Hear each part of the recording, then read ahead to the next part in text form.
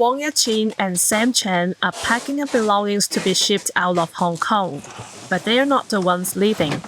China's increasing repression of civil liberties here has sparked a huge exodus. Since I've been in jail, most of my friends have left Hong Kong. People who share my values are less visible now. That makes me feel lonely. I'm still grieving while others are moving on. It's not the kind of work they or their peers would usually do, but most other firms are not willing to hire them. This moving company gives work to young people prosecuted for protest-related or political offenses. Wang got fired on the second day of his last job, which his boss blamed on pressure from higher up. He also says his bank accounts have been suspended, and from time to time he's followed and surveilled. These are very direct impacts and part of everyday life for former political prisoners in this era. Just living a normal life is already a huge challenge. I don't dare to imagine my future. Wang and Sam were part of the huge pro-democracy protest movement that made global headlines in 2019. Beijing responded by imposing the National Security Law, which gave the government new powers to prosecute many kinds of dissent once lawful in Hong Kong. Since the protest, over 10,000 people have been arrested, and that number is still growing. Official figures say around 40% of those arrested were students, like Wang and Sam.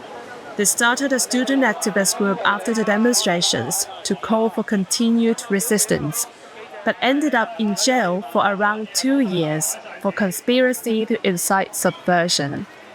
Since being released late last year, Wang, like many other opposition figures, usually keeps a low profile.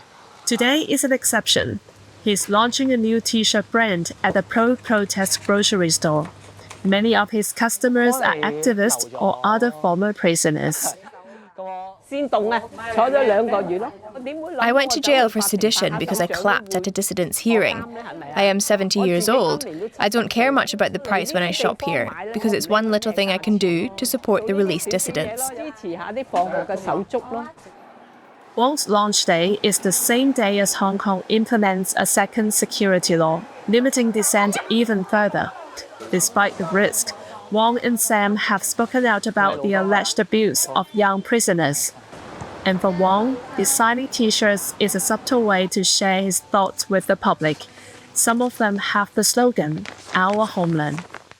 For our generation, what happened was a trauma that may not get healed for the rest of our lives. Although my love for Hong Kong is painful, it still outweighs hatred.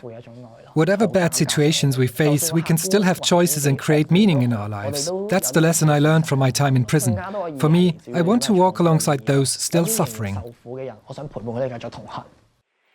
Wang and Sam plan to go back to university soon. They used to dream of becoming social workers, but their political convictions would rule that out. Despite the hurdles, they're choosing to stay and try to rebuild a life in what many call the new Hong Kong.